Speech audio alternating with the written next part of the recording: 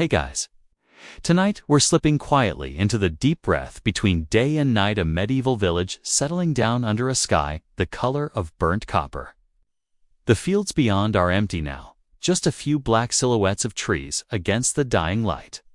You can almost hear the land sigh, the last birds calling each other home. You probably won't survive this well, at least not if you forget how dark, damp, and smoky the medieval night really was. So, before you get comfortable, take a moment to like the video and subscribe, but only if you genuinely enjoy what I do here. And tell me in the comments, where are you listening from, and what time is it for you right now? Now, dim the lights. Maybe turn on a fan for that soft background hum, and let's ease into tonight's journey together. You're walking along a narrow dirt lane that's still warm from the sun, though the shadows are lengthening fast. The thatched roofs overhead catch the last streaks of gold, each one outlined like a sleepy crown. The air smells of hay, wood smoke, and something faintly sour, probably from the day's brewing or a neglected pigsty. You can hear the soft lowing of cows as they're herded back to the byres, and the slap of bare feet against packed earth as villagers hurry to finish their chores. A woman pours the last bucket of water into her cooking pot, steam rising in a lazy curl. A child chases a chicken that really doesn't want to go to bed yet, and somewhere nearby, a blacksmith's hammer strikes a final spark from his anvil, one echo before silence swallows it. Twilight in a medieval village isn't peaceful in the modern sense, it's more like a slow collapse. The entire day's labor drains away, and people move with the same exhaustion as their beasts. A medieval peasant's sunset isn't for watching. It's a reminder that if you haven't done everything by now, you're out of time. The dark is coming, and there are no electric lights, no gentle glow from a phone screen to save you. You can feel that creeping anxiety as you walk. The air cools, and smoke begins to hang low over the thatched rooftops, trapped by the stillness. The horizon turns violet, then black. One by one, doors creak shut. Wooden bars slide into place, across them simple locks against the unknown. The village isn't just losing light, it's losing shape. The edges of things blur, the well, the fence, even the faces of people you pass. You nod to a man stacking logs, but by the time you blink, he's a silhouette, then nothing but a sound, then gone. The night eats distance fast. Somewhere above, the first star trembles into sight. For you, it's just a pretty thing.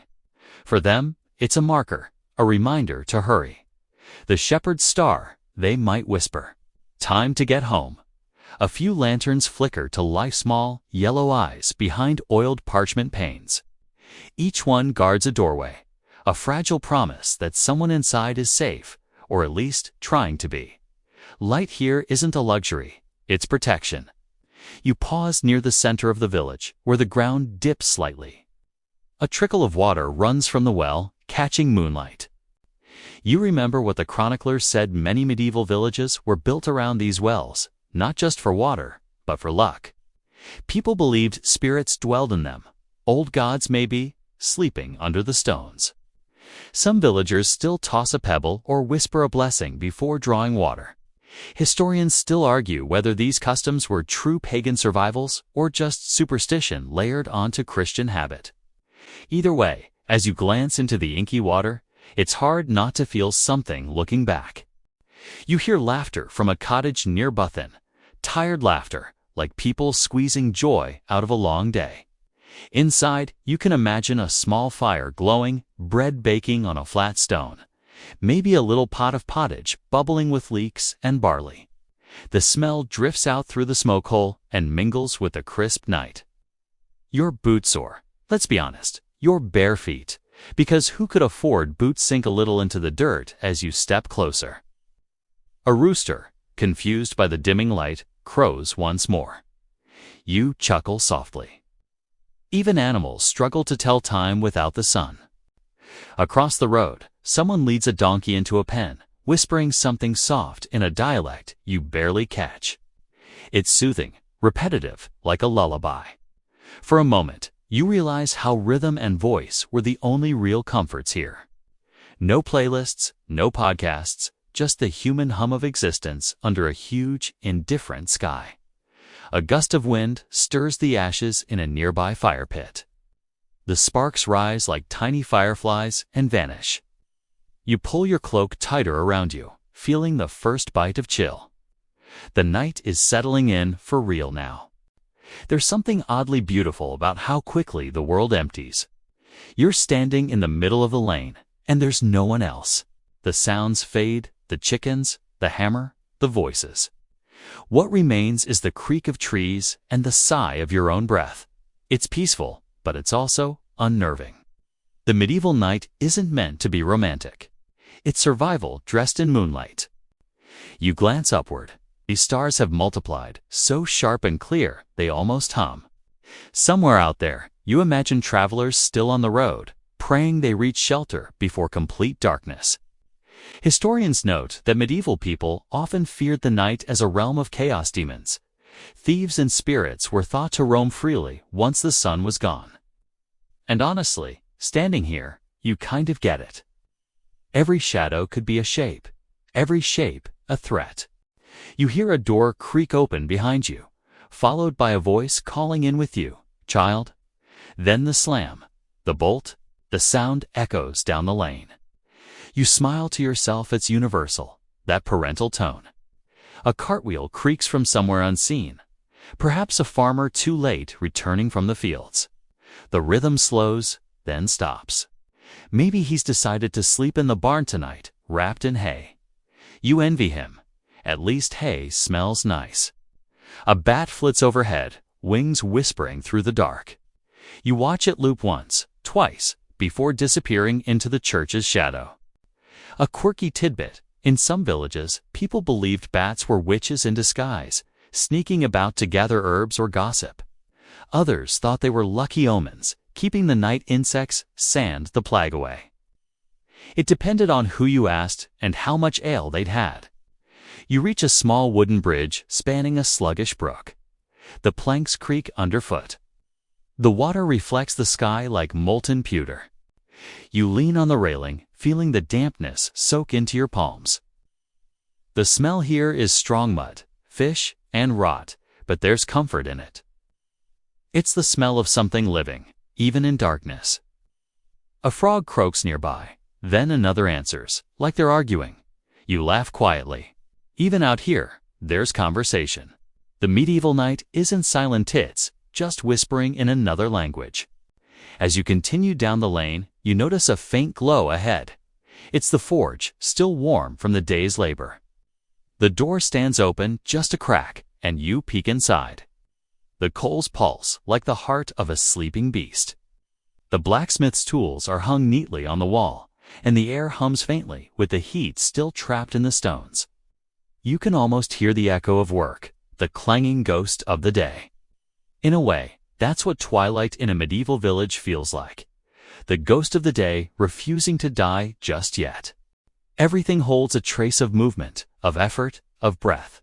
The people have gone indoors, but their world still vibrates with their presence. You take one last slow breath of the smoky air, heavy with the day's labor. Somewhere, a dog barks once, warning the dark to stay back. A window shutter bangs in the wind. The stars sharpen even more, like the night wants to show off now that the sun's gone. And there, right in the middle of the quiet, you feel something shift. The hum of the earth changes. The village has crossed the invisible line between evening and night. From here on, the world belongs to the creatures, the dreams, and the weary fires behind every door. You walk toward your own cottage, guided only by memory and the faint glow of a tallow candle in the window. The lane feels longer now. Every stone underfoot seems to echo. You push open your door, step inside, and close it gently behind you. For a moment, you just stand there, listening to the muffled heartbeat of the village through the walls. Outside, the wind rises. Inside, the fire crackles. Between them, ewes, maul, tired, warm. This is the medieval night, not just darkness, but a living, breathing thing, pressing close around you. and the adventure has only just begun. You shut the wooden door behind you, and the outside world dissolves. The sound of the wind turns soft, muffled by thatch and wattle, and for the first time tonight, you can almost hear yourself think. The air inside your cottage is thick smoke, heat, and that distinct perfume of damp straw and humanity. It's not unpleasant, exactly, just dense.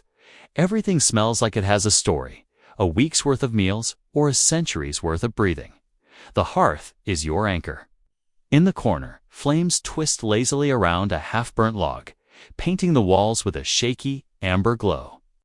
The shadows are alive, stretching and shrinking across the uneven plaster like tired dancers. Every time the fire pops, the whole room flinches with it. You crouch beside the hearth, rubbing your hands for warmth. The stone is warm on your palms.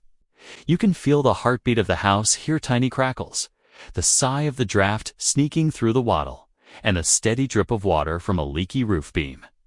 In winter, that drip becomes a sort of lullaby. In summer, it's just annoying. Tonight, though, it feels oddly comforting. The medieval hearth is everything: stove, heater, and television all in one. Families gather here, swapping gossip, stories, and complaints. Right now, a woman nearby stirs a pot of pottage barley onions, and whatever else hasn't gone bad yet. She tastes it, frowns, then tosses in a pinch of salt with the gravitas of a wizard casting a spell. You can almost hear her mutter, "That'll do." The light flickers across faces. A man mending a sandal with a bent awl. A child fighting sleep in a pile of straw. A cat staring suspiciously at the pot as if considering theft. Everything is both still and moving. You catch yourself swaying to the rhythm of it, the crackle, the scrape, the breath. It's cozy, but fragile. You realize how thin the barrier is between safety and cold chaos. The walls are made of sticks and mud. The roof is straw. A single spark could turn everything into a nightmare. That's why someone always watches the fire. Always. In some households, they call it keeping the soul awake. The fire dies, the soul weakens.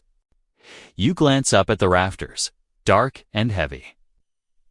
Herbs hang from them: sage, rosemary. Maybe something you can't identify, but probably meant to keep away ill spirits. Historians still argue whether such bundles were about superstition or just primitive insect control. Either way, they smell sharp and earthy. You sneeze, and the child giggles. In the corner, a loom rests half-finished, a web of rough wool threads glinting faintly in the light. The woman of the house will return to it in the morning, fingers nimble, eyes half-closed from habit. For now, it stands like a sleeping spider, waiting to spin again. You sit on a low stool, close enough to feel the heat kiss your cheeks. The man with the sandal glances at you, curious, but not unkind. In a small village like this, everyone knows everyone, and yet, privacy is sacred. They nod to you as if to say, "Welcome to the circle of warmth, but no questions, please." Someone hums a tune, low and rough, maybe an old harvest song. It loops endlessly, comforting in its repetition. A fun fact: many of those medieval folk tunes weren't written down until centuries later, which means the versions we know are like ghost echoes of these very nights, distorted but immortal. The woman adds another log to the fire. Sparks burst upward, glowing briefly before dying into smoke. You watch the smoke curl through the hole in the thatch. Some of it escapes, but most of it lingers, painting everything with a soft haze. It clings to your hair, your clothes, your eyelashes. You're now officially baptized by medieval air. Congratulations, you smell like bacon and history. You shift closer to the wall, where a tiny window sits, a square of oiled linen that passes for glass. Outside, you can still see faint outlines of the village. A candle glows in a neighbor's house. Beyond that, darkness swallows everything. You think about how terrifying that must have been, especially in winter when nights stretched for nearly 16 hours. Imagine living in a world where darkness isn't just an absence of light. It's a living thing that moves around your home. A log collapses in the fire, scattering embers. The child startles awake, eyes wide and glassy. The mother reaches out without looking and pulls the little one into her lap. She whispers a short prayer to Saint Bridget, patron of the hearth, asking her to guard the flame and the family through the night. Her voice is soft, but you catch every word. It's both ritual and comfort, a habit, older than the church itself. You smile. Even now, across centuries, the instinct is the same. The night outside is too vast to control, so people build these tiny fortresses of warmth and story. The man finally finishes the sandal, holding it up to admire his handiwork. It's not elegant, but it'll hold another week. He sets it aside and leans back, sighing. "Oh God, another day gone," he says, almost to himself. You nod, though he wasn't really talking to you. Outside, you hear the faint hoot of an owl, that familiar punctuation of medieval silence. For some, that sound is comforting. For others, it's an omen. Depends how your luck's been lately. A quirky tidbit: some villagers used to believe owls were the souls of unbaptized babies condemned to wander the night forever. Others just thought they kept the rats down, which honestly they did. Practicality always wins eventually. The child starts dozing again, thumb in mouth, lulled by the crackling fire. You notice how early everyone goes to bed here. Without artificial light, people's rhythms follow the sun. Sleep came in two parts. The first sleep, then a waking hour or two for quiet prayer or, well, other activities. Then second sleep until dawn. Historians still debate whether this segmented pattern was universal or just regional, but the evidence is pretty convincing. So, in a few hours, when the embers dim, everyone will drift awake. Whisper a prayer, maybe stoke the fire, then slide back under their rough blankets. You lean your head against the wall. It's cool and slightly damp. You can hear the faintest sounds from outside. A dog barking far away. The distant rush of the river. A creak like wood bending in the wind. Everything blends into a sort of lullaby, the soundtrack of survival. Oh yes. The mother begins humming again, softer now. The fire settles into a steady rhythm. The child's breathing deepens. You can almost taste the stillness. You reach out to the fire with a stick and prod the embers, watching the orange veins pulse back to life. They look alive, breathing, ancient. For a second, you swear one glows in the shape of a cross. Or maybe that's just your sleepy eyes. Either way, you take it as a good sign. The cat yawns and curls up beside your foot. You envy how fearless it seems. Cats were both cherished and cursed in medieval times, useful for keeping vermin away, yet suspected of witchcraft by anyone with too much imagination. You stroke its fur gently, whispering, "Don't let them hear you purr too loud." The roof creaks. The wind outside is rising again. You can feel it finding the cracks between the timbers, slipping through like curious fingers. It steals a bit of your warmth, but you don't mind. It makes the fire's glow feel more precious. You think about how fragile this whole structure is. One storm, one sickness, one bad harvest, and everything changes. Maybe that's why the medieval night feels so heavy with meaning. Every flicker of firelight, every whisper of wind, is a reminder that you're small, temporary, and miraculous for just making it through the day. The man yawns and stretches. The woman pokes the fire once more, muttering about keeping the flame alive. She sets a small iron lid over the coals to trap the heat, a technique as old as the hearth itself.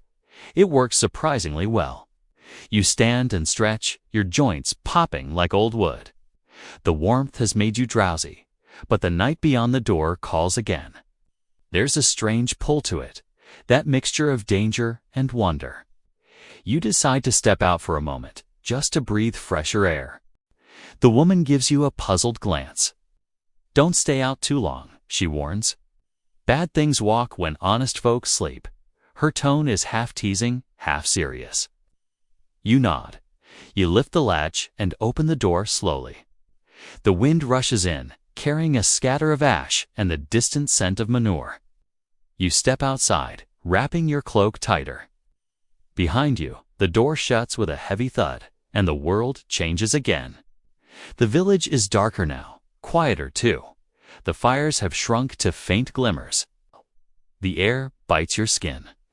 Yet it's not lonely, it's alive in a way only deep night can be. Somewhere above, the stars look close enough to touch, cold and brilliant.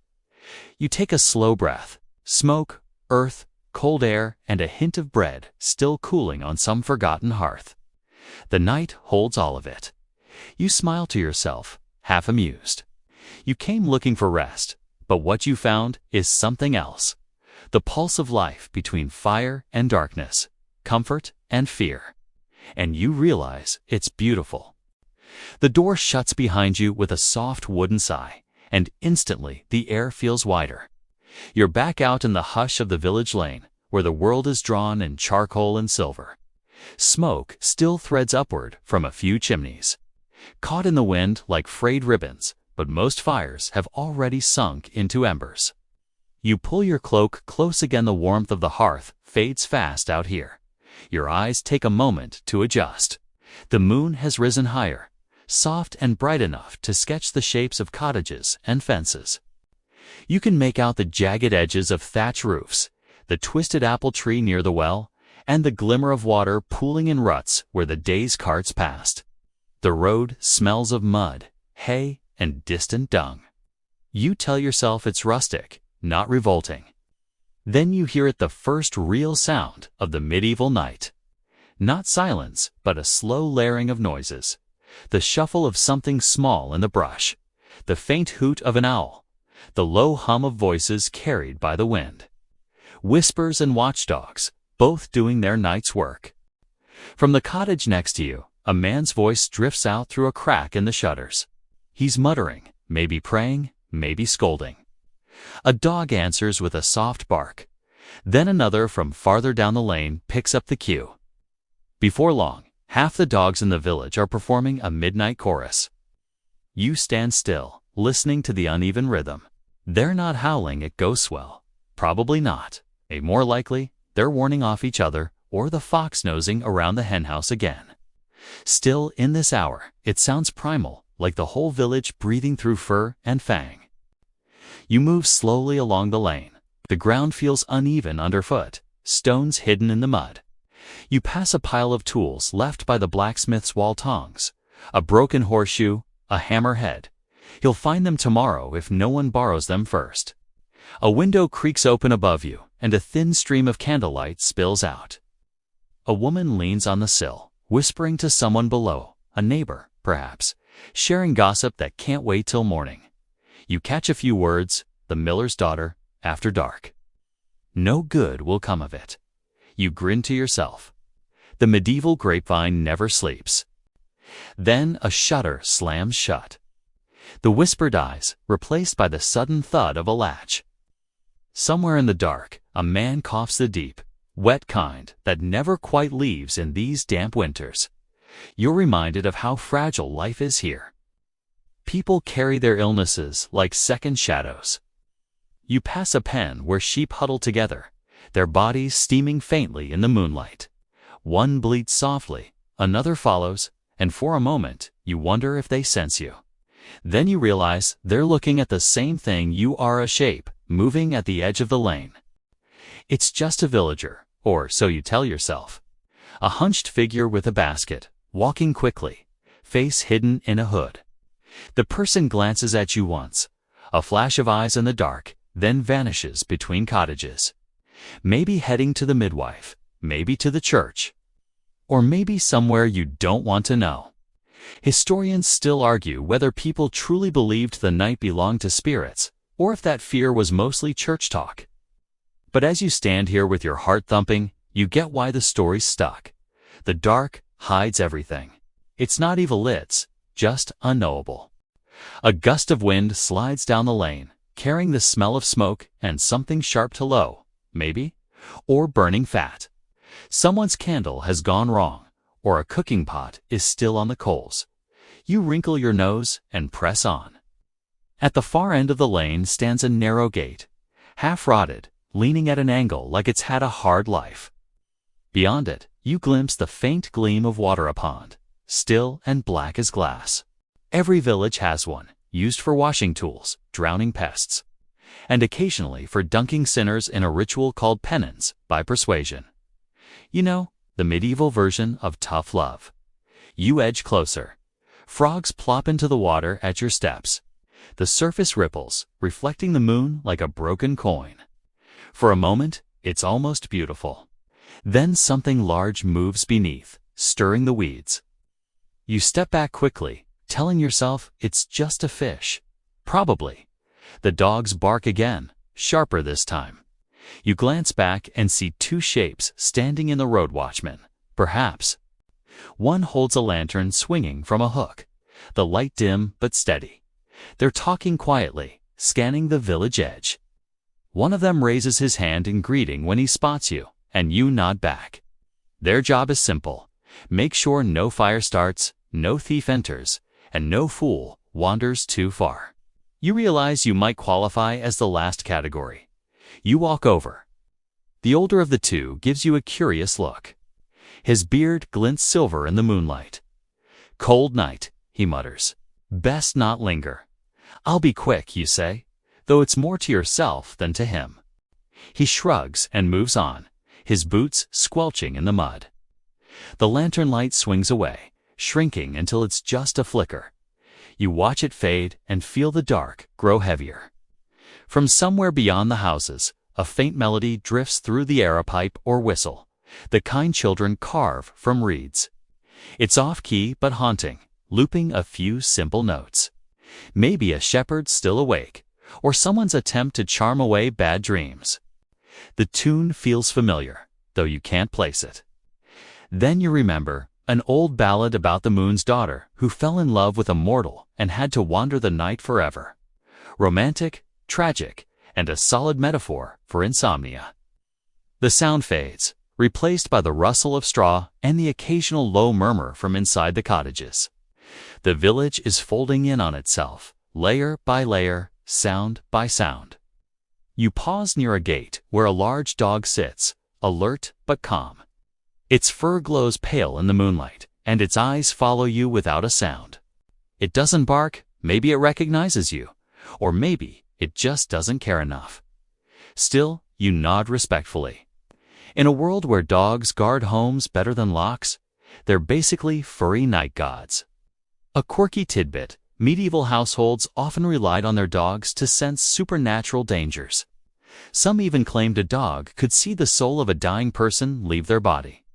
If the animal whined at an empty spot, people took it seriously. Tonight, this one just yawns. You take that as a good omen. You keep walking, the village slowly opening ahead like a dim labyrinth. Every now and then, a candle flares behind a shutter, someone up with a restless baby, or a miller checking the wind. You hear faint voices, the squeak of a wheel, a cough that might be human or goat. It's hard to tell. Then, from behind you, a sound you weren't expecting. Laughter, not cheerful, exactly more like the kind of laugh people use to convince themselves they're not afraid. You turn, but the lane is empty. The sound fades. Maybe just an echo, or the wind playing tricks. The moon slides higher, the light sharpening. You see more of the village, now the outlines of fences, barrels stacked by doors, a pair of wooden shoes abandoned by the well. Everything is simple, handmade, functional. Nothing goes to waste. Even the silence feels recycled. You find yourself near the edge of the village green, where a wooden post stands, a kind of community bulletin board, if the bulletins are just carved warnings or faded charms. A bit of parchment flaps in the wind, pinned by a nail. You can't read all of it, but you catch the words, "Wolf seen." By the wood, keep watch. You shiver. Maybe that's what the dogs have been barking at. Or maybe wolves are just a convenient scapegoat for things people can't explain. Either way, you decide it's a good moment to turn back toward the center. You retrace your steps, the mud squelching softly. The air has changed cooler, with that crisp scent of water and distant frost. You realize it's getting late, though late in medieval terms just means the moon's halfway done watching you. As you near your cottage again, the sounds fade into a soft, steady rhythm. The bark, the wind, the faint rush of the brook behind the church. It's like the village has found its heartbeat. You stand there for a while, listening to it thump gently under the stars. For all its fear and fragility, the medieval night isn't empty. It's full of motion, sound, and invisible company. Every creak, every breath, every bark means something. People here listen differently because they have to. The night isn't an absence of day, another kind of life entirely. You take one last look down the lane. The shutters are closed, the smoke is thinning, the stars burn cold and bright. You feel the same quiet exhaustion as everyone else, the kind that seeps into bone. Not from running, but from surviving. And somewhere deep inside, you know the night is just getting started. The moon climbs higher, silvering the rooftops like a ghostly frost. You step out beyond the cottages and into the open toward the fields and the low-lying mist that hugs the village edge. The road dips slightly here, and a shallow stream crosses under it, whispering softly to itself as it winds toward the woods. You pause on the bank, watching the fog swirl and coil in slow, deliberate motions, like it's breathing. The night air feels different this far from the fires and voices. Colder, cleaner, sharper. You can smell damp earth, moss, and faint smoke drifting from distant chimneys. The silence here is thicker, but not empty. It's full of tiny sounds you wouldn't hear by day. The rustle of something small in the grass, the creak of a tree, the faint splash of a frog leaping somewhere unseen. You take a step forward, your boots sinking slightly in the mud. The moonlight turns the puddles into tiny mirrors, each one reflecting a sliver of sky. For a moment, it's as if you're walking across fragments of stars. You smile, though you can't help glancing over your shoulder-old instincts. The villagers weren't wrong to fear the dark. Historians still argue whether medieval people really believed in night spirits, or if that was church propaganda to keep everyone in bed. But standing here, with fog curling around your knees and the woods whispering ahead, you can't shake the feeling that something is watching. Maybe it's just the night itself live, curious, waiting. You keep walking. The path narrows, lined with wildflowers long since wilted. A wooden fence runs alongside it, leaning in places patched with rope and prayer.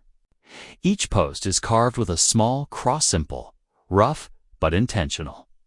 People put their faith into wood and gesture here, not marble and gold. A faint glow catches your eye ahead, a lantern swinging gently. It's attached to a small shrine, a wooden box set into a post, containing a crude carving of the Virgin Mary.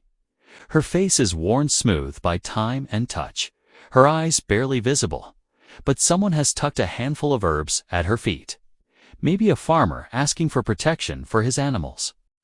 Maybe a mother praying for her child's fever to break. Either way, it's proof that even out here, where the world turns strange, people try to make bargains with comfort. You reach out and touch the side of the shrine. The wood is damp, cold, and alive with lichen. You murmur something, not quite a prayer, not quite a thought, then move on. The fog thickens. You can only see a few feet ahead now, but the moonlight still glows through it, turning everything to silver. You feel suspended in another world, halfway between waking and dreaming. Even your footsteps sound distant. Then, faintly, you hear it, a slow creak of wood. You stop, listening. Another creak, then silence. Maybe just a branch swaying in the breeze. Or maybe, well, better not finish that thought. The medieval mind didn't draw lines between the natural and the supernatural the way you do. Every sound meant something. Every shadow could be a sign. A gust of wind stirs the mist, revealing a shape ahead. The old mill. You didn't realize you'd wandered this far? Its dark silhouette rises beside the stream, the big wheel frozen in place.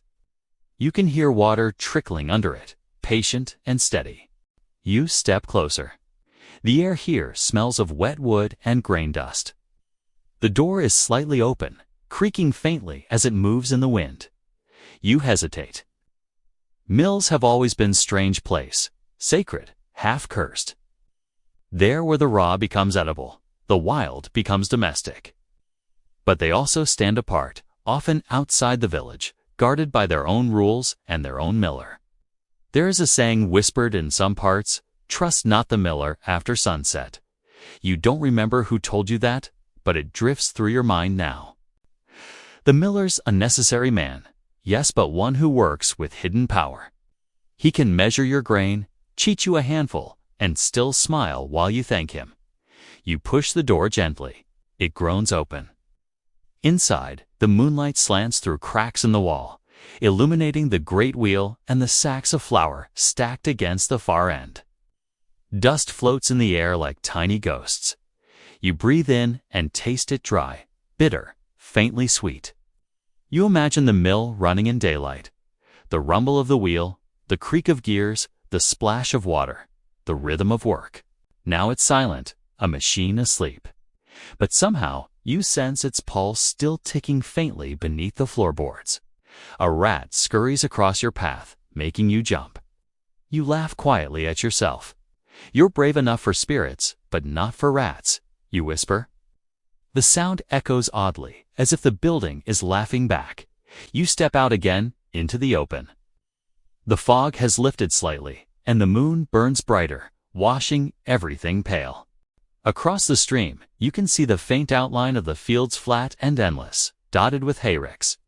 The mist hangs low over them, and you can just make out the faint shapes of cows lying down in the grass. Their breath steams in little clouds. For the medieval farmer, these fields are the whole world: life, death, food, and fortune. Every furrow dug today determines tomorrow's meal. And yet at night, the same fields become something else, a threshold. Beyond them lies wildness, danger, the unknown. You lean on the fence for a moment, gazing at the distance. It's hard to tell where the earth ends and the sky begins. The horizon has dissolved. Everything is gray and blue and silver, blurred by fog. You think of the travelers who might be out there right now, pilgrims, merchants, maybe thieves following the faint line of the road through darkness. Most would sleep in barns or roadside inns if they could afford it. Others would make do under hedges, praying they wouldn't wake to cold fingers tugging their purses. A quirky tidbit: to ward off danger, travelers often carried small charms made of iron or bones. Some swore by a scrap of parchment inscribed with the Lord's Prayer. Others trusted something far simpler: a handful of salt in a pouch, thrown over the shoulder if they heard footsteps that weren't their own. You consider the handful of mud on your cloak and wonder if that counts as protection too. The fog begins to thin, and suddenly the world seems vast again. You can see the village behind you, small and huddled, like a cluster of sleeping animals. Smoke trails drift upward, faint but steady. From this distance, it almost looks peaceful, like a painting, but you know better. Inside every house, people stir and sigh, afraid to waste the fire, but more afraid to lose it. You start walking back, your footsteps slow. The mud squishes softly beneath you. The moon's reflection follows you in the puddles, winking with every step. As you near the outskirts, a fox darts across the path, so quick you barely register it. Its eyes flash briefly, then it's gone into the grass. In most villages, foxes are both admired and cursed clever thieves. Survivors, symbols of mischief. Farmers chase them, but secretly, they respect them too. You can't help smiling. Maybe you're more fox than you thought. The sound of the stream fades behind you. The air grows warmer as you near the cottages again. Somewhere, a rooster crows prematurely, fooled by the brightness of the moon. You shake your head and whisper, "Go back to sleep, friend. You've got hours yet." The wind shifts, carrying the scent of baking bread, someone's midnight batch. Perhaps, or just the lingering ghost of supper. The smell mingles with damp soil and wood smoke. It's oddly soothing, grounding you back in human life after the eerie calm of the open fields. You stop once more at the little shrine, brushing your fingers over the wood. The herbs have wilted slightly, the candle inside guttered out. You wonder who placed it there, whether they came back to check it, or if it's just habit now, faith left on autopilot. Either way, it feels right to leave it untouched. You reach the first row of cottages again. A dog barks softly but doesn't rise. The lane feels different now, still dark, but warmer, less watchful. Maybe the night has accepted you. Or maybe it's just tired of testing you. As you cross back toward your door, the fog begins to retreat, rolling away like a tide. The stars emerge, sharp and cold. You pause, taking one last look at the sky. No lights, no pollution, no noise, just the eternal glitter of the cosmos. For the first time in hours, you feel small in a good way. You open your door quietly and slip inside. The fire has dimmed to embers, glowing like sleeping eyes. You add a small stick, coaxing it gently back to life. The warmth creeps slowly up your arms, chasing away the chill. Behind you, the cat stirs and meows, once unimpressed with your late-night wanderings. You chuckle and scratch its head. "You should have come," you whisper. It have scared off the fog. It blinks once, utterly unconvinced, then curls back into its straw nest. You sit beside the hearth, watching the flames stretch lazily upward again. Outside, the village has gone still. The dogs are quiet now. The wind softer, the moon serene. You realize how far you've traveled tonight through silence, fear, beauty, and back again. The medieval night isn't just darkness, it's a mirror. And for the briefest moment, you think you might have caught your own reflection in its silver light. The door swings open again, this time not to the chill outside, but to a softer kind of warmth, the low hum of the alehouse. You follow the scent first. Roasted grain, damp wool, and smoke curling lazily through the rafters. The air feels thick enough to drink even before the ale does. Inside, it's dim but alive. Single candle flickers on each rough-hewn table, its wax pooling like molten honey. The fire in the hearth is a noisy one, popping and spitting, flinging sparks like it's joining in the laughter around it. You duck your head to avoid a low beam, just as everyone else does out of habit and take in the room. This is the village's true heart after dark, not the church, not the manor hall this. A single room that smells of bread, sweat, and mischief. A few benches creak under the weight of tired farmers and shepherds. A dog naps dangerously close to the fire, one paw twitching in dream. The alewife behind the counter wipes her hands on her apron, then slaps down another jug with a grin.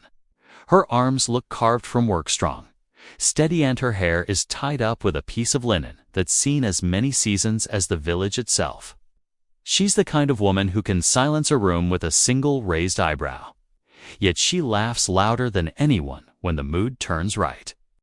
You squeeze onto a bench beside a cooper you vaguely know and nod to him. He grunts something that could be hello or could be indigestion. Hard to tell, but he slides his mug toward you all the same. You take a sip. The ale is cloudy, slightly sour, and pleasantly warm from sitting too close to the fire. You can feel it spread through your chest like a lazy river. Historians still argue whether medieval alehouses were truly public or just glorified kitchens. Some claim they were private homes where alewives sold homemade brews to neighbors. Others say they were the first sparks of social spaces, precursors to pubs, coffee houses, even community centers. But standing here, surrounded by laughter and clatter, the question feels beside the point. Whether official or not, this is where the pulse beats strongest. At the table beside you, a pair of young men are arm wrestling, their elbows planted firmly in spilled ale. One of them cheats with his knee, and the other roars in protest, sending a cup tumbling. The alewife doesn't even look up. She just mutters, "You break it, you mop it," and continues wiping her counter.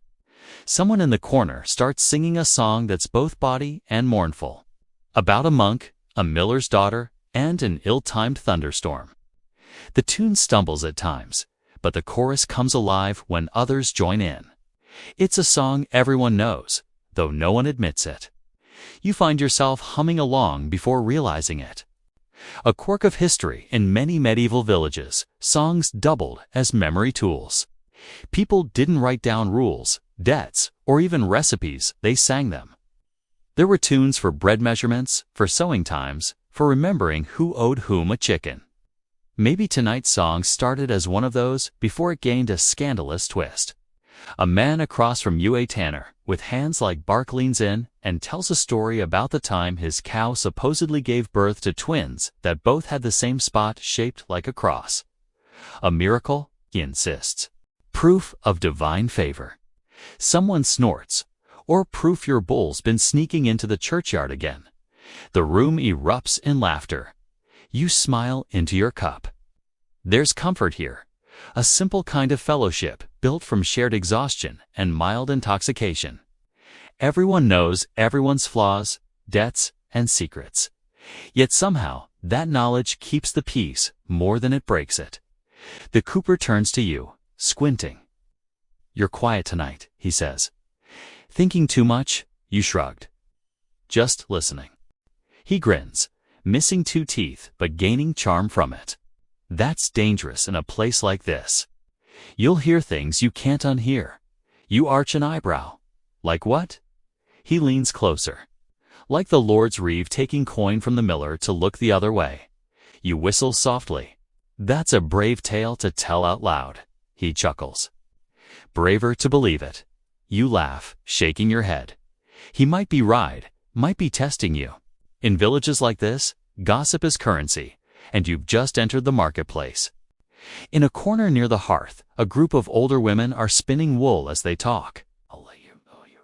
Their hands move automatically, deftly, twisting and pulling thread while their voices weave stories just as fine. They're the memory keepers. Here's the ones who've seen it all. Every birth, every scandal, every good harvest and bad. Their laughter is softer, but sharper too. It cuts through the air like the crack of a spindle. One of them glances your way and smirks. Look at that one face, like he's seen a ghost. You grin, just thinking how late it's gotten. She nods, knowingly. That's when the good stories wake up, and she's right. As the hour grows later, the talk turns stranger. Someone swears they saw lights over the field last night. Will-o'-the-wisps, maybe, or souls wandering home from purgatory. Another insists it's foxfire, the natural glow of fungus on rotting wood. Historians still argue whether people in the Middle Ages could separate superstition from science, but here, both explanations sound perfectly reasonable, and neither feels wrong. The ale flows freely now, and laughter grows wilder. A dog starts barking outside, and for a moment the room freezes. Everyone listens. The bark fades, then silence. You hear the alewife mutter a quiet prayer under her breath before she picks up her rag again. The warmth returns, but a small chill lingers under it. Night has a way of reminding people it still owns them. You look toward the fire and watch as one log collapses, sending up a burst of sparks. For a heartbeat, they look like tiny stars before vanishing. The cooper sighs beside you. "That's the thing about good nights," he says. "They burn fast." You nod. "So do bad ones." He laughs. "Fair enough." Someone starts another song. This one's slower ballad about the sea. It's out of place here, miles from any coast, but somehow perfect. The lyrics tell of a sailor dreaming of home, of wind and storm, and the warmth of his wife waiting by the hearth. You can almost feel the rhythm of waves in the tune. A few voices join in, then more, until the room hums like one body. You lean back, eyes half closed, and let the sound wash over you. For a moment, it doesn't feel like a village in the 1300s. It feels timeless, suspended. People drinking, singing, and laughing in defiance of the dark has never gone out of fashion. A young boy, probably the alewife's son, sneaks through the crowd, collecting empty cups. He moves with practiced stealth, avoiding elbows and spilled drinks, eyes gleaming with pride. He'll remember these nights all his life, even when the faces change. The hour grows heavy. The fire has burned low, and the room's laughter is softening into murmurs. The tanner yawns, stretching. The older women wrap up their wool, tucking it neatly away. The alewife announces, "That's enough for tonight, lest you plan on paying double for daylight." A few groans, a few chuckles, and people start rising reluctantly. You stand too, your legs unsteady but warm.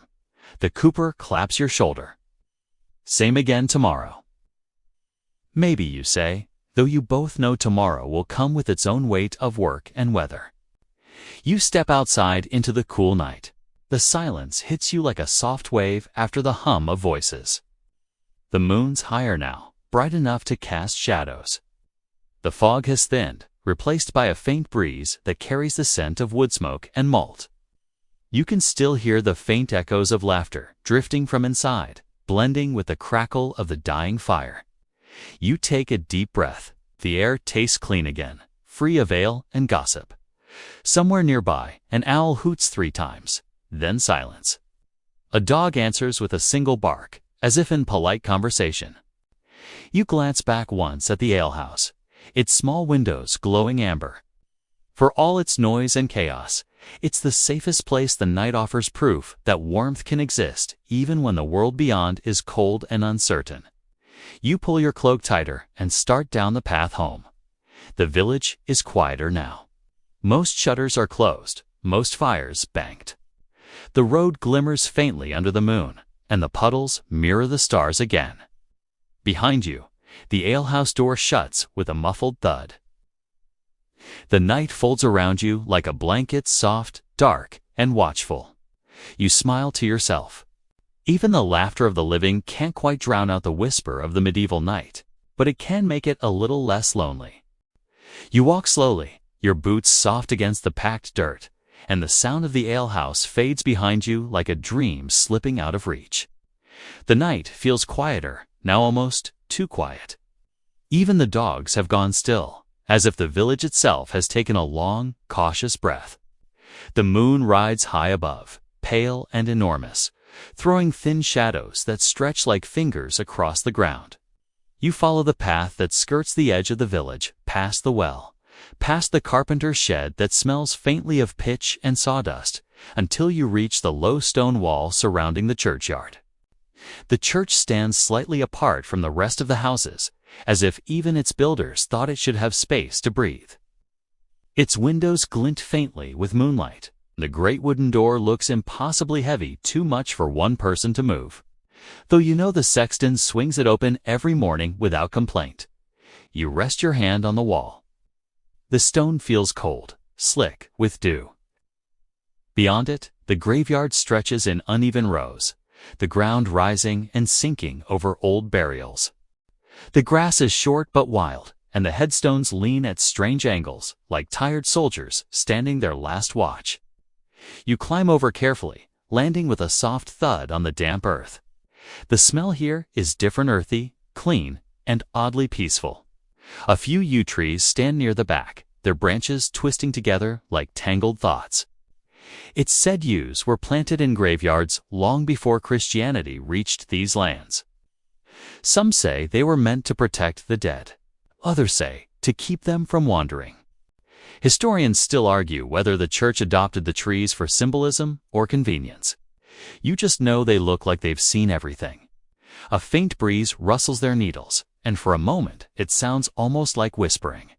You glance toward the church door, half expecting it to creak open. It doesn't. Only the moon moves, sliding behind a cloud and dimming the world to gray. You walk between the graves, reading names where the carving hasn't faded entirely. Some stones are so old they've become illegible, their words erased by centuries of rain. Others are newer children lost to fever, farmers who lived long enough to see grandchildren, wives and husbands buried side by side. You pause at one where a carving of a cross has nearly worn smooth, your fingertips tracing the shallow grooves. There's something humbling in its persistence of stone, the patience of memory. The people buried here are long gone, But their world isn't entirely lost. You can still feel the pulse of their lives in the walls, in the fields, in the songs the alehouse still sings. The night just makes you hear it more clearly. You crouch near a newer mound, where a small wooden cross leans against the dirt. Someone's left a single sprig of rosemary there. The scent rises faintly in the cold air, sharp and soothing. A mother's grave, perhaps. Or maybe someone's promise of remembrance.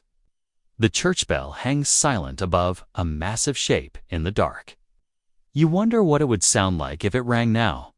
In medieval times, bells weren't just for calling worshippers, they were the village's heartbeat. They marked births, deaths, fires, storms, feasts, and the passing hours. At night, though, their ringing carried a different weight. If a bell sounded after dusk, it meant trouble, a warning, a death, or something worse. You glance at it again, half expecting to hear a single toll. Thankfully, it stays still. You breathe out slowly. The door creaks open behind you. You freeze. For a moment, you're sure you imagined it. Then a figure steps into view, a man holding a lantern. It's light, small, but steady. It's the sexton, the keeper of the church and caretaker of its dead. His face is weathered, lines carved deep by wind and candlelight. He doesn't look surprised to see you. "Couldn't sleep?" he asks, voice low but not unfriendly. You shake your head. "Just walking," he nods, swinging the lantern slightly so it casts moving shadows across the graves. The living always come here when they're restless. You're not the first tonight. You glance around. Someone else. He gestures toward the far end of the yard. Young lad, lost his father last winter. Comes to talk to him sometimes. Says the wind carries the answers. You nod, unsure what to say. There's a strange comfort in that. Idle words carried away by the night, answered in whispers. The sexton steps closer, studying the headstones. You can tell a lot about a village by how it buries its dead, he says. See that one? He points to a large slab near the wall, engraved with symbols of tools and wheat. That was a Reeve thought of himself as a great man. Wanted to be remembered as one, but the people buried him next to the ditch diggers. That's what they thought of him. You smile faintly. A last bit of democracy. He chuckles softly. The only kind that lasts. He moves past you, setting his lantern down on the ground and straightening a fallen cross. His hands are steady, deliberate. I come here every night, he says, almost to himself. Check the graves, make sure no animals have dug anything up. Keep things tidy. You hesitate, then ask, isn't it frightening? He looks up at you, eyes reflecting the lantern's glow. Only for those who think the dead are dangerous. They're quieter company than the living. You don't argue. He lifts the lantern again and starts back toward the church. You watch as he disappears through the door, the light vanishing with him. The heavy wood closes with a slow, final sound. You stay for a while longer. The moon reemerges, brighter now, turning the gravestones to pale silver. The mist gathers low over the ground again, swirling around your feet. Somewhere in the distance, an owl calls once, twice, then falls silent. A quirky medieval tidbit. Many villagers believed that if you walked through a graveyard at midnight and held your breath, you could hear the names of those soon to die whispered by the spirits. You try not to think about that as the wind brushes your cheek. Instead, you close your eyes and listen to the night itself. It hums faintly whined through branches, the distant creak of a cart, the low sigh of sleeping earth. The fear that lingered before feels softer now, replaced by something more reflective. You're not surrounded by death, you're surrounded by memory, and memory has its own kind of warmth. You step carefully between the graves and climb back over the wall. The village lies quiet ahead of you, a patchwork of rooftops and faint smoke. You glance back once at the church, its outline steady against the sky. There's comfort in its solidity, even if you're not the praying kind. The road ahead curves slightly, leading back toward the cluster of cottages. You walk slowly, savoring the sound of your footsteps. The moon follows, casting your shadow long and thin. As you pass the last stretch of the church wall, you spot a small shape sitting near the Gaita black cat, perfectly still. Its eyes gleam like twin candles. You stop, half smiling. Cats were both loved and feared in medieval villages. Some saw them as protectors, others as familiars of witches. Either way, they belonged to the night. The cat blinks once, then turns and slips into the dark, silent as mist. You continue on, feeling oddly lighter. The fear that haunted the early hours has mellowed into something else, an awareness, a respect. The night isn't cruel, it's just honest. It strips away noise and leaves you alone with what's real. As you near the edge of the village, you hear the faint sound of running water, again the same stream that winds behind the mill. The moonlight glints off its surface, and you crouch beside it for a moment, dipping your fingers in. The water is icy, but clean. You splash your face, shivering, then laugh softly at yourself. Maybe the villagers were right to believe night had cleansing powers. You rise and keep walking. Ahead, the path bends toward the fields again, where the air smells of hay and distant wood smoke. You can see the dim glow of your own hearth through the cracks in your cottage shutters. Behind you, the church bell hangs silent, but in your mind, you hear it anyway, a deep, steady note, not of warning, but of balance. Day and night, life and death, fear and faith, turning quietly in the same rhythm. You step through your doorway once more, careful not to wake anyone. The fire's nearly out, just a red shimmer under blackened wood. You stir it gently, coaxing a few faint flames back to life. The orange light flickers across the room, chasing shadows from the corners. You settle down on the straw bed, cloak still wrapped around you. The cat from outside might be watching through the cracks, or maybe it's already slipped inside. You close your eyes and let the warmth sink in. For a moment, you think of the graves again, the quiet, the wind, the smell of rosemary, and you realize that the night in a medieval village is less about fear of the dark and more about learning to live with it, to share space with silence, to see the world's edges not as endings, but as soft beginnings waiting for dawn. The fire's gentle crackle fades behind you again as you step once more into the night. You tell yourself you're just stretching your legs before sleep, but you know better. The village feels alive after dark, not in a loud or busy way, but in the way a heartbeat hums when everything else is silent. The kind of quiet that isn't emptiness's tension, waiting to break. You move down the lane, past the row of cottages whose shutters are drawn tight. Candlelight flickers faintly through cracks in the boards. A thin line of smoke trails from each chimney, rising straight into the still air. Even the dogs seem hesitant to bark now, their noses twitching at something unseen. The hour when laughter and song fade has passed, leaving only breath and bone. The reeve makes his nightly round somewhere up ahead. You can tell by the faint rhythm of his staff on the stones, a slow, deliberate thump, thump, thump. The sound carries through the dark like the ticking of an invisible clock. In most villages, the night watch is more formality than defense, but everyone still sleeps better, knowing someone is out there with a lantern and a stick. You catch up with him near the edge of the green, where the shadow of the manor's wall stretches across the grass. He's a broad man, wrapped in a cloak too fine for the hour, but not for the title. The lantern he carries swings low, casting a warm circle of light that seems to shrink against the sea of darkness beyond. He glances at you, squinting. "Out late, are you?" "Couldn't sleep," you say. He grunts. "Join the club." He nods toward the far edge of the village where the fields begin. Something's been nosing around the sheep pens again. "I'll have a look." You fall into step beside him, matching his slow pace. The night feels thicker this far from the houses. Every footstep lands heavier.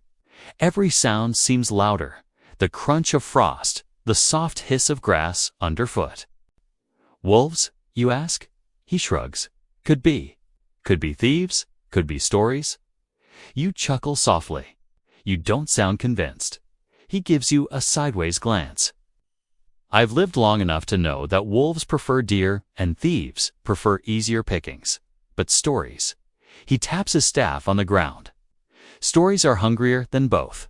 Historians still argue whether wolves truly prowled the English countryside as late as the 14th century. Some say they were already gone by then, hunted to extinction.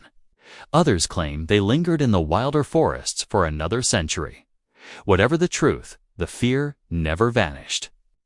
It lived on in stories, howls in the imagination long after the real beasts were gone. You and the reeve reach the first pen. The sheep lie huddled together in a tight cluster, their breath rising like mist.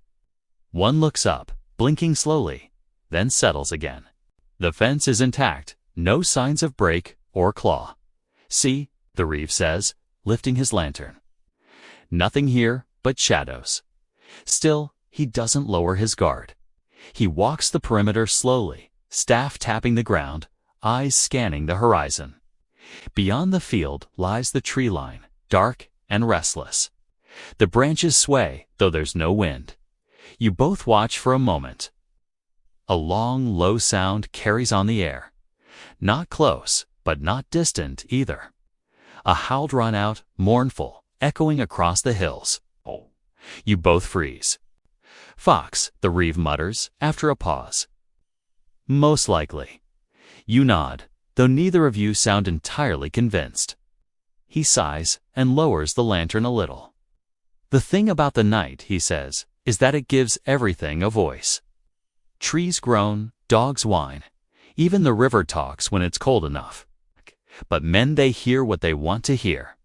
You nod again, and what do you hear? He looks toward the dark horizon. Lately, just the world remembering it's older than we are. You smile faintly. There's a strange poetry to that, even if he doesn't mean it that way.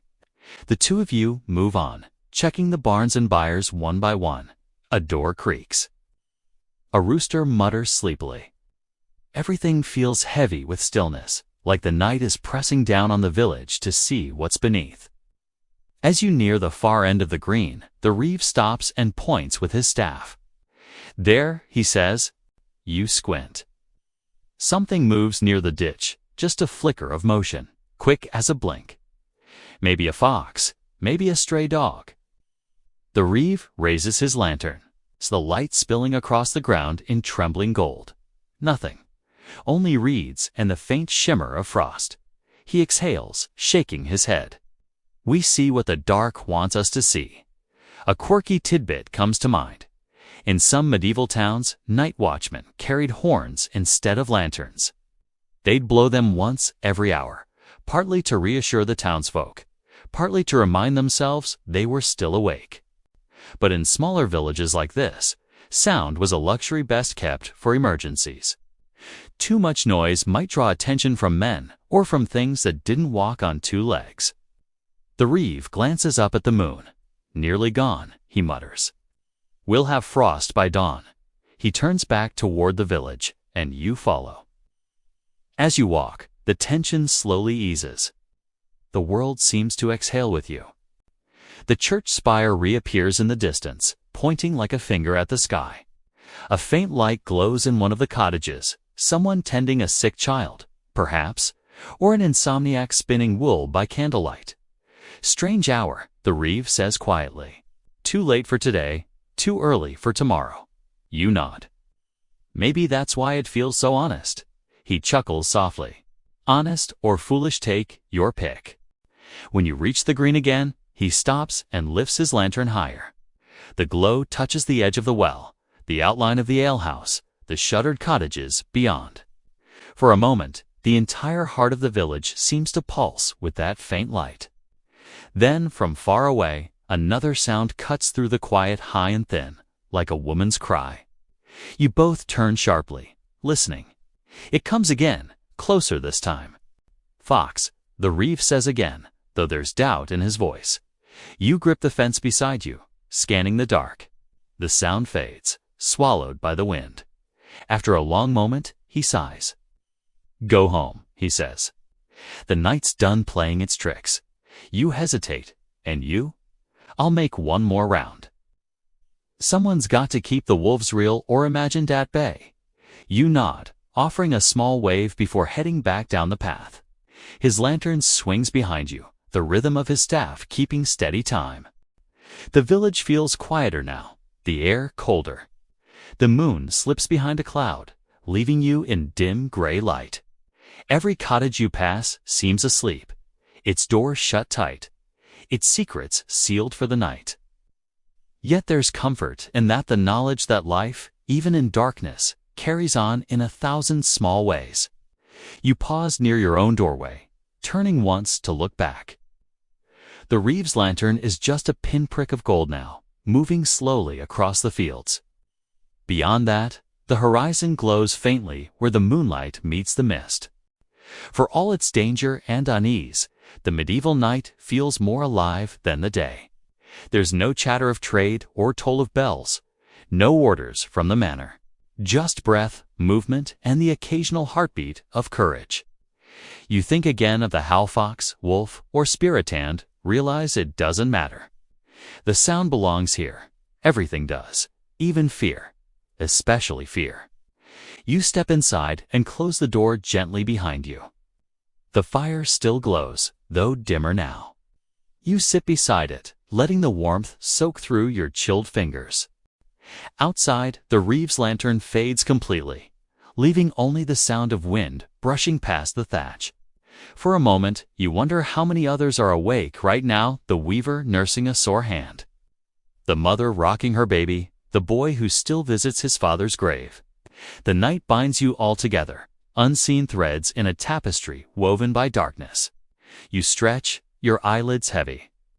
Tomorrow will come with its noise and chores and sunlight. But for now, you listen. Somewhere far off, a wolf, or maybe just the memory of one, howls again. You smile faintly. "Good night to you too," you whisper. The sound fades, replaced by the soft pop of the fire and the slow rhythm of your own breathing. You lie back on the straw, the glow painting gentle shadows on the wall. Outside, the night settles once more, keeping its silent watch. You rise again, drawn by the restless pull of the night. The fire's warmth lingers on your skin, but the cool air outside calls you once more, insistent, like a secret that won't wait until morning. Pulling your cloak tighter, you step into the moonlit lane. The village is hushed, each cottage a darkened shell, their inhabitants deep in sleep or silent prayer. Even the wind seems cautious tonight, brushing the trees and rooftops in whispers rather than gusts. You walk toward the market square, though the stalls stand empty, their wares packed away until dawn. The wooden tables creak in the faint breeze, carrying the lingering scent of grain, salt, and the faintly sour temps of last week's cheese. You step lightly, careful not to disturb the tiny frost forming along the edges of the stones. Each step echoes softly, the sound strange and hollow in the stillness. The bell tower looms overhead, black against the silver sky. You think of the way it tolled during festivals and emergencies alike. In medieval villages, the bell was more than a signal, it was a guide. A storyteller, a heartbeat marking the village's pulse. Historians still argue whether villagers truly relied on bells as heavily as records suggest, or if their presence was more symbolic, a reassurance rather than a necessity. Tonight, standing beneath it, you feel both meanings. A few crows stir in the trees, croaking softly before returning to their perches. You glance at the fountain in the center of the square. Water no longer flows from it, but the basin reflects the moonlight perfectly. You kneel to touch it, feeling the stone cold and rough under your palm. A faint trickle of leftover rainwater ripples in the basin, tiny waves distorting the moon's reflection. For a moment, it seems alive, like a mirror to another world, one that exists just beyond your reach. You walk along the edges of the square, past the blacksmith's forge. The fire is out, leaving only the faint scent of smoldering coal in the air. You imagine the forge alive in daytime, the rhythmic clang of hammer on iron, sparks flying like little suns. At night, though, it is something different, dormant, patient, a reminder of the village's strength and the human labor that shapes it. A quirky detail comes to mind.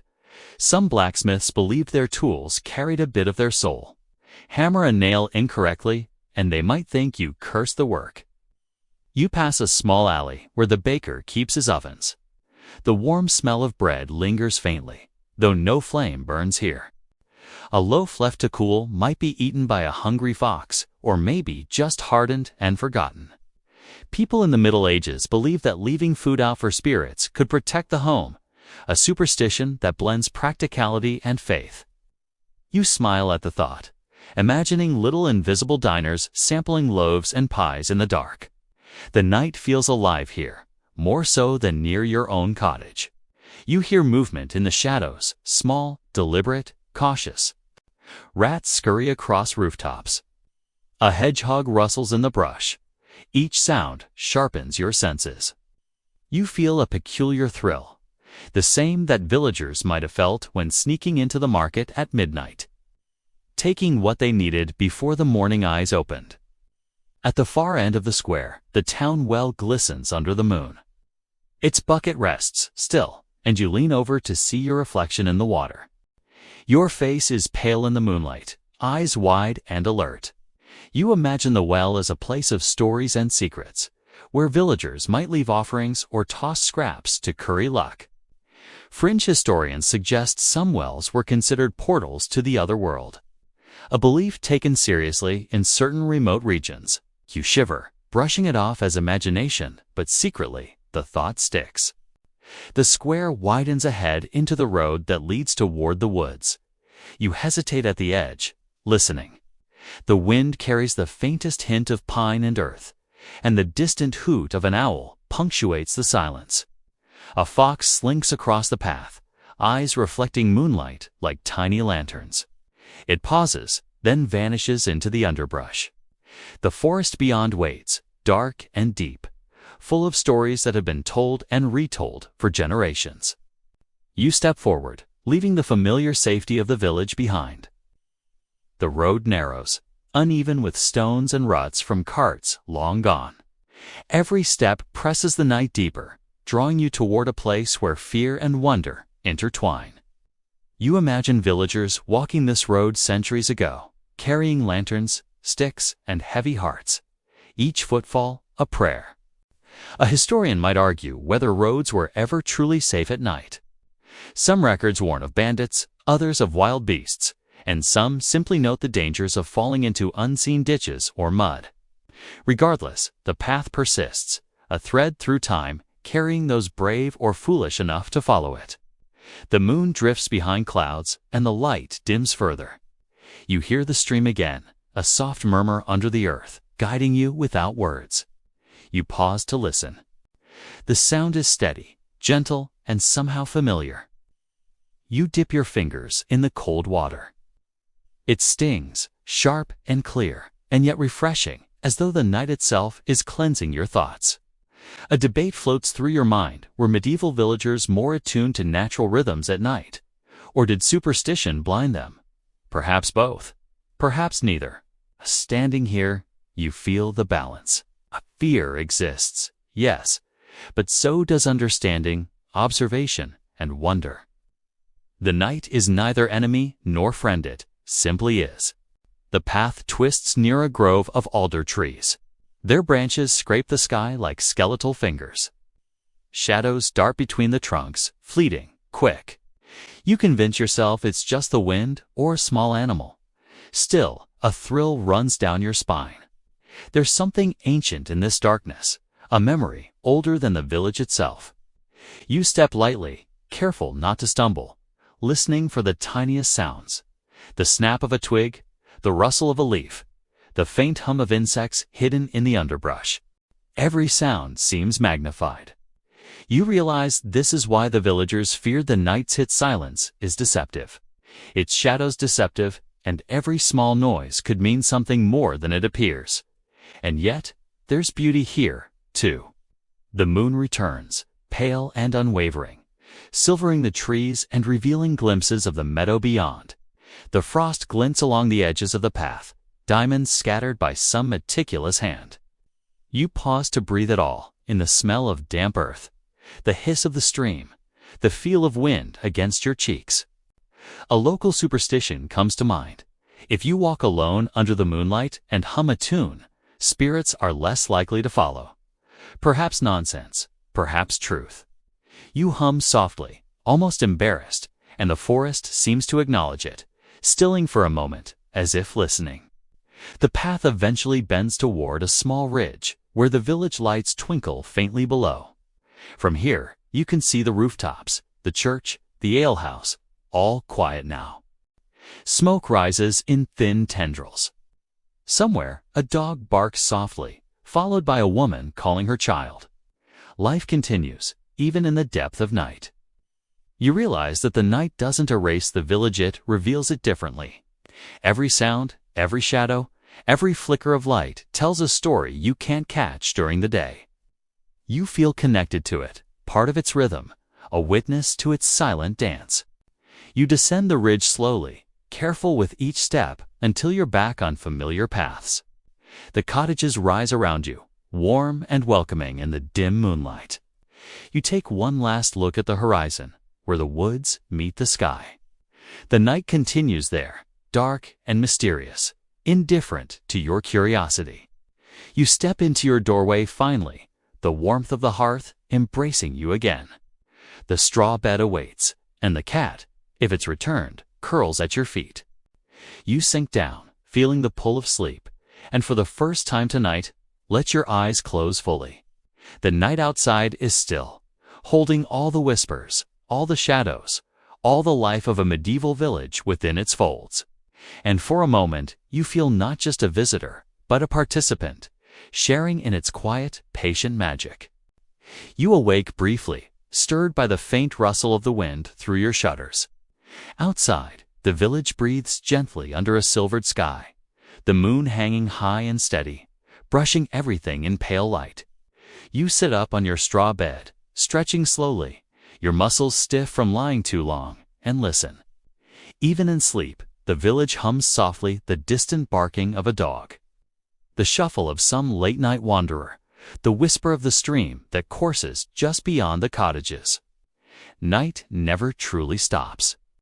Pulling your cloak around your shoulders, you step outside. The chill bites immediately, sharp against the warmth of the fire you left behind, but it wakes you fully. Stars sprinkle the sky like scattered seeds, and the air carries that unique scent of frost, earth, and smoke. Everything is crisp and clear. Even mundane shapes, like a fence or a barn door, feel heightened, more alive.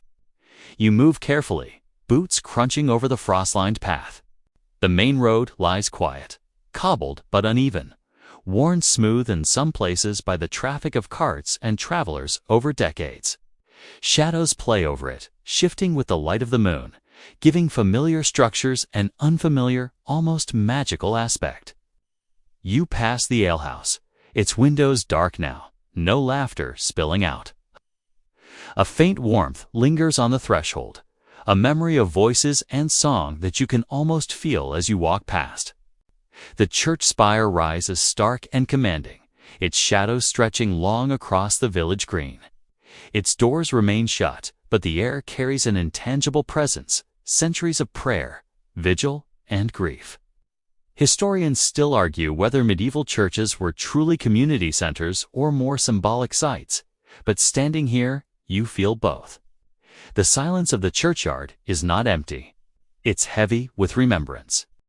A soft crunch alerts you to movement along the edge of the road. A figure approaches a shepherd, perhaps returning from a late check on his flocks. His lantern sways, painting light over frost and mud. You nod politely.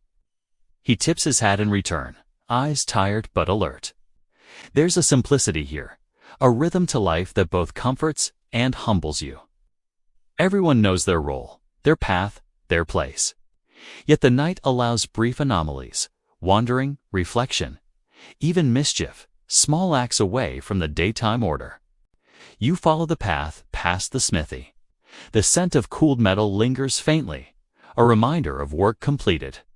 Tools hang in silence along the walls, each shaped by hands hardened with labor. A fringe belief in some villages held that blacksmiths' hammers could ward off evil, their rhythmic pounding sending away spirits and misfortune. You pause, imagining sparks flying, the ring of iron on iron echoing into the dark, both practical and magical. A low whistle carries from the trees beyond the village boundary, soft and uncertain. Perhaps it's a bird, perhaps the wind, perhaps someone else wandering. The medieval mind would consider all of these possibilities seriously. A superstition lingers here too, that the night has ears, that even a passing melody can call attention, whether to spirits, animals, or men. You hum a note, carefully, testing it, and the world remains still.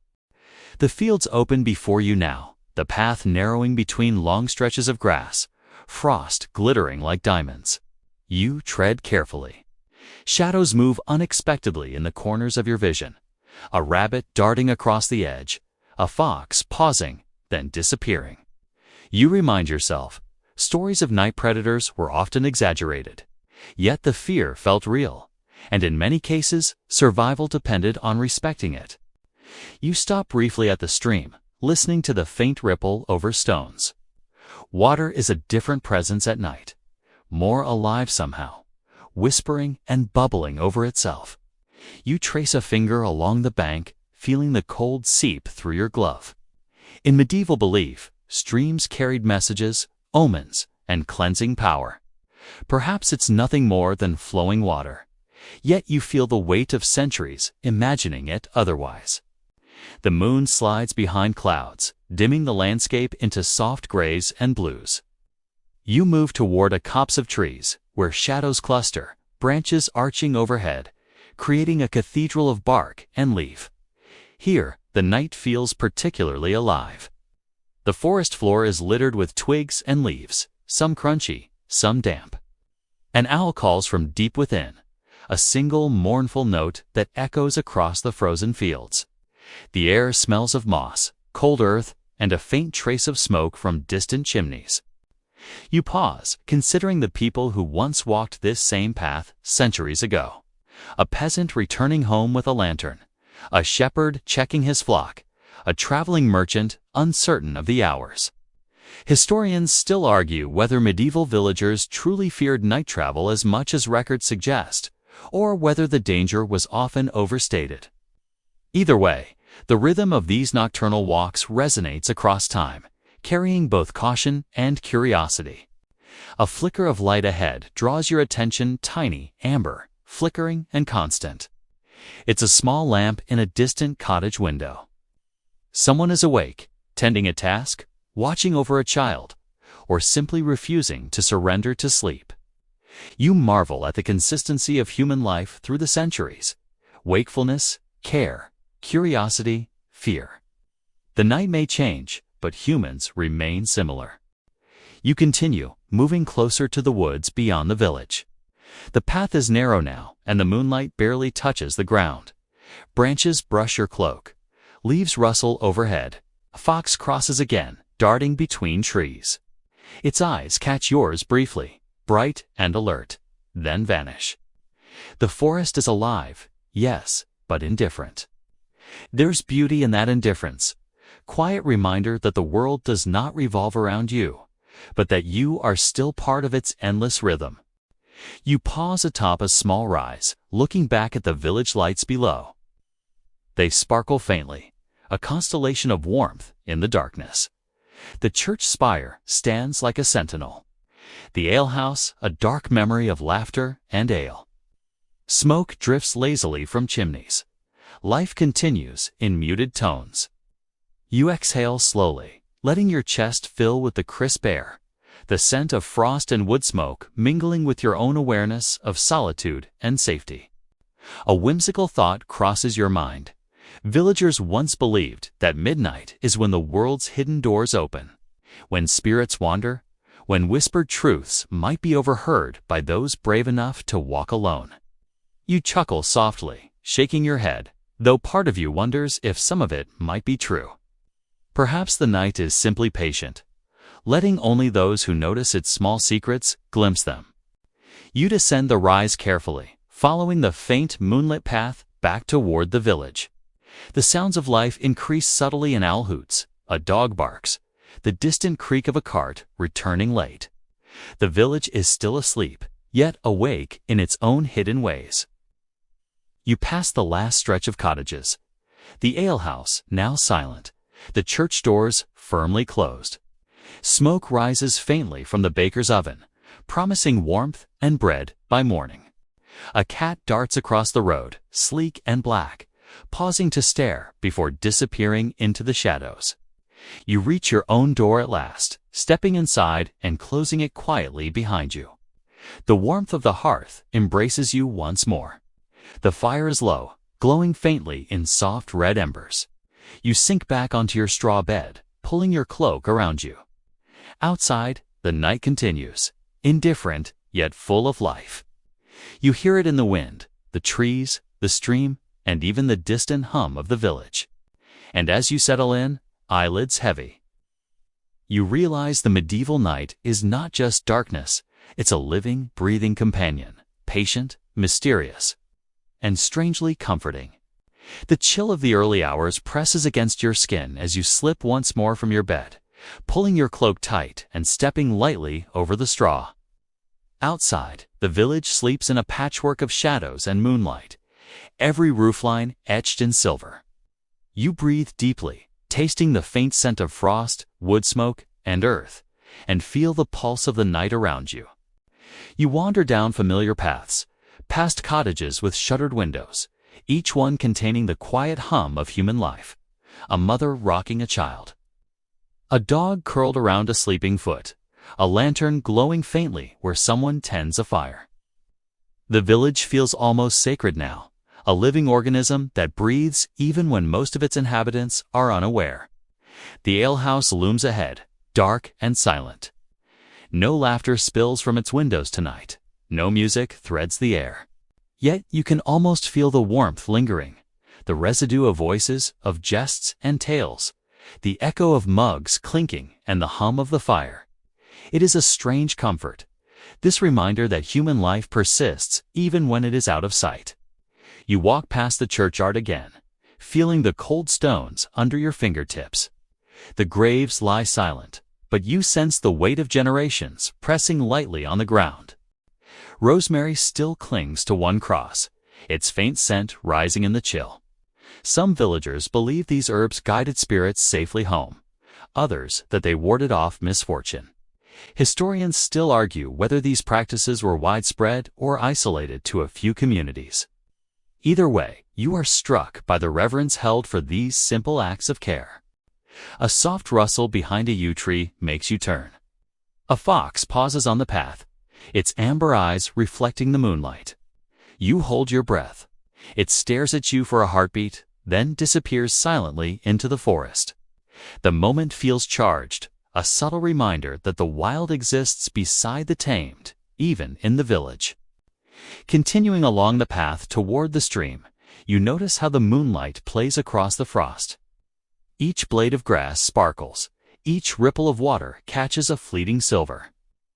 The stream hums faintly, like a lullaby meant only for those awake at this hour. You crouch, touching the icy water. It bites sharply at first, then leaves a tingling that awakens your senses fully. In the Middle Ages, water was believed to carry messages and omens. Perhaps it whispers, perhaps it merely flows, but the sensation is the same, alive, present, and compelling. You follow the stream's edge, toward the edge of the woods, where shadows deepen and the air carries a faint pine scent. The forest seems vast, a place where human stories are small and fleeting. A hoot from an owl reverberates through the trees, and you pause, letting its solitary sound fill the space around you. You step lightly along the path, mindful of roots and stones. In the quiet, you notice the smaller sounds, the scrape of a branch, the whisper of frost underfoot, the distant call of a night bird. The night feels layered, composed of countless subtle notes that would go unnoticed by the unobservant. This is why villagers walked at night, both to tend their work and to witness the hidden life of their world. You pause again on a small rise, looking back at the village lights below. They twinkle faintly, like constellations mapped onto the earth. The church spire stands tall, the alehouse dark but warm in memory, the smoke rising from chimneys thin and ghost-like. Life continues quietly, persistently, even as you wander alone in the deeper night. A whisper of wind brushes your cheek. You feel the presence of centuries of travelers, shepherds, and villagers who walked these same paths. The night holds their stories, their fears, their joys in subtle echoes. You shiver not from cold, but from awareness of the tapestry of lives that surrounds you. You descend the rise and approach a patch of meadow that lies between the village and the wider forest. Frost sparkles across the grass. A fox slips by again, eyes catching the moonlight. You remind yourself that the wild, the unseen, is just as real as the hearths and cottages left behind. As you cross the meadow, you reflect on the rhythm of the village night, the alehouse and the church, the fields and the forest, the cottages and the stream. Each element exists independently, yet as part of a whole. Each footstep, each breath, each distant animal cry contributes to the living mosaic of life after dark. You return to the stream once more, crouching by the water. You dip your hands in, feeling the icy bite, then cup a little to your lips. The taste is faintly metallic, sharp, and clean. This water has flowed past the village for generations, carrying everything that has touched it. You imagine it remembering all the stories of children, shepherds, travelers, and the dead whispered in its presence. You rise and begin the slow walk back to the village. Every cottage seems slightly altered by the silver light, every shadow softened by frost. The path feels familiar, yet endlessly mysterious. You pass the alehouse and church again, nodding to the silence, acknowledging the pulse of life that persists without needing witness. A faint barking reaches your ears, a dog alert to a fox, or perhaps a wandering neighbor. The sound seems both protective and lonely, a reminder that the village is awake in subtle ways even when still.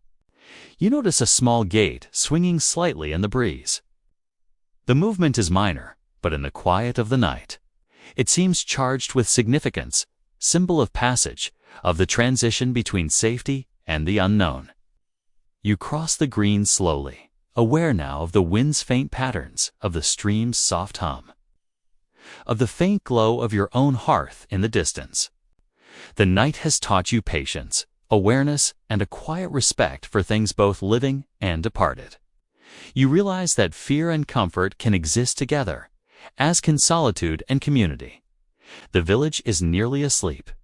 You approach your doorway and pause, glancing back once at the outline of the rooftops against the moonlit sky. The alehouse, the church, the cottages, and the frost-lined streets, all of them exist in a balance that has endured for generations.